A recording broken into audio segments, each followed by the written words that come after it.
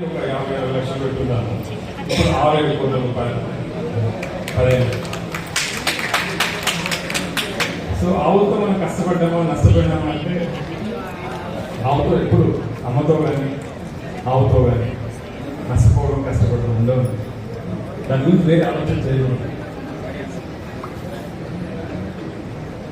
ఇంకా చాలా మంది మన విజయరామ్ గారు ఒకటి వెంట్రుకల సమస్య గురించి చెప్తాను. వెంట్రుకలు రాకపోతున్నాయని.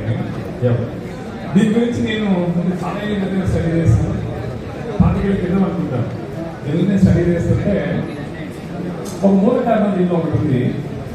అదేంటంటే జింక్ లోపం, జింక్ డెఫిషియన్సీ ఎలా అవుతుంది.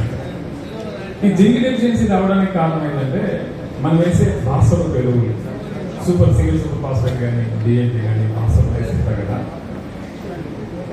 అది ఏం చేస్తుందంటే జింక్కి భాస్వరానికి పడదు, ఆపోజిట్. సో భాస్వరం ఎక్కువైపోతే జింక్ బ్లాక్ చేస్తూ ఉంటుంది. అది నేలలోనే కాదు, నేలలో కానీ మనం తినే చెట్లలో కానీ ఆహారంలో కానీ అది కంటిన్యూ అవుతుంది. ఈ ప్రాబ్లం ఎప్పుడు స్టార్ట్ అయింది అంటే తెల్ల వెంట్రుకలు రావడం పిల్లలు ఇదో కారణం. తెల్ల వెంట్రుకలు రావడం ఒక కారణం. ఇంకొక కారణం ఏంటంటే పిల్లలు కొట్టుకోవడం. ఇప్పుడు మనం చాలా చూస్తున్నాం. మనకు చాలా ఆశ్చర్యం ఏంటంటే ఈ ఫెర్టిలిటీ సెంటర్స్ ముప్పటిగా పెరుగుతున్నాయి. 20-30 ఫెర్టిలిటీ సెంటర్స్ లేవండి. అసలు అప్పుడు సమస్యలు వేరే ఉంటాయి. మేము యూత్ ఉన్నప్పుడు సమస్యలు వేరే. ఏమన్నా అంటే కడుపు అయ్యో వద్దంగా వచ్చే కడుపులు ఇప్పుడు రమ్మంటే రావడం లేదే. ఏమైంది? ఎక్కడుంది లోపం? అట్లాంటి అంటే ఆ జనరేషన్ తెలుస్తుంది. నా ఏజ్ చాలా మంది ఉన్నారు. సమస్య లేదండి, లేదు తూగుతుంటే మొత్తం అయిపోయేది. వాటిని తీర్చుకోలేదు చచ్చేవాళ్ళు. రైట్. అయితే ఈ జింక్ డెఫిషియన్సీ ఫాస్ఫరస్ ఉన్నది లేదంటే గ్రే మనకు తెల్లెంటికలు ఎప్పుడు 80s లో చూస్తాం. చిన్నపిల్లలకి కావాల్సిన తెల్లెంటికలు రావడం. అందుకు తెల్లెంటికలు చాలా లేట్గా వచ్చేది. స్కూల్ పిల్లలకి తెల్లెంటికలు రావడం 80s లో స్టార్ట్ అయింది. దానికి మూలాలు ఎక్కడ ఉన్నాయంటే 70s లో యూరియా సూపర్ ఫాస్ఫేట్ వాడడం స్టార్ట్ అయింది. అవి వాడడం స్టార్ట్ అయిన 10 ఏళ్ళకి ఎంటికలు తెల్లబడ్డాయి.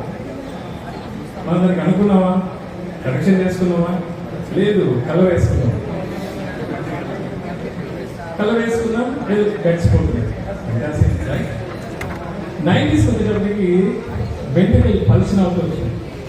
వెంట్రుకలు పల్చిన అప్పటికి హెయిర్ లైన్స్, హెయిర్ స్టైల్స్, రకరకాల పండ్లు పెట్టేవాళ్ళు, కళ్ళు పెట్టేవాళ్ళు, హెయిర్ లైన్స్. అప్పుడు హెయిర్ లైన్స్ లేవు. 90s లో హెయిర్ లైన్స్, హెయిర్ స్టైల్స్ వచ్చినాయి ఈ బార్బర్ షాప్స్ లో. సో అక్కడ వెంట్రుకలు రాలిపోవడం స్టార్ట్ అయ్యాయి. అయితే అప్పుడు ఏం చేశారు మన వాళ్ళు? అప్పుడైనా ఆలోచన చేశారా దీనికి మూలాలు ఎక్కడ ఉన్నాయని? 70s లో వాడిన యూరియా, ఫాస్ఫరస్, పొటాషియం వల్ల పెరిగిన రోగాలు మనుషులు కాదు, చెట్లకి పురుగులు, తెగుళ్ళు పెరిగినాయి. వాటిని నివారించడానికి 80లలో వచ్చిన పురుగు మందులు. ఎప్పుడు అప్పుడు ఎండోసల్ఫాన్ ఎక్కువ ఉంటాయి. ఎండోసల్ఫాన్, మలారియా, అంతకంటే ముందున్నది గమాక్సిన్, డిడిటి. అది ఇంకా దుర్మార్గమైన అది 60s లోనే వచ్చినాయి. దాని తర్వాత వచ్చినవి ఆర్గానిక్ ఫాస్ఫేట్స్ అన్ని కూడా మోనోక్లోరోఫాస్, ఎండోసల్ఫాన్ అంటే మోనోక్లోరోఫాస్, ఫినాల్ఫాస్, ఈ మందులన్నీ వచ్చినాయి. ఈ మందులన్నీ ఎప్పుడైతే పడ్డాయో మన ఆహారంలో వెంట్రుకలు రాలిపోవడం. వెంట్రుకలు రాలిపోవడానికి కారణం ఏంటి తెలుసా? బాడీలో టాక్సిన్స్ పెరిగాయి. టాక్సిన్స్, విషం ఏదైతే పెరుగుతుందో, మీకు వెంట్రుకలు ఎక్కువ రాలుతున్నాయి అంటే మీ body is becoming more toxic. విషం అవుతుంది. ఏం చేయాలంటే డీటాక్స్ చేయాలి, బాడీ డీటాక్స్ చేయాలి. చచ్చాలని తినకూడదు. అప్పుడు మనం ఏం చేస్తాము? వెంట్రుకలు రాలిపోతే హెయిర్ ట్రాన్స్ప్లాంట్ చేసుకున్నాం. హెయిర్ ట్రాన్స్ప్లాంట్ చేసిన తర్వాత మళ్ళీ కొంచెం ముందుకు పోయింది ప్రపంచం. 2000 వచ్చేటప్పటికి ట్రాన్స్ప్లాంట్ నిలవట్లేదు. ఏం చేసాం? విగ్గులు పెట్టుకున్నాం. సో కరెక్షన్ చేయాల్సిన ప్రతి చోట కవర్ చేసుకుంటూ వస్తున్నాం. సో అట్లా అంటే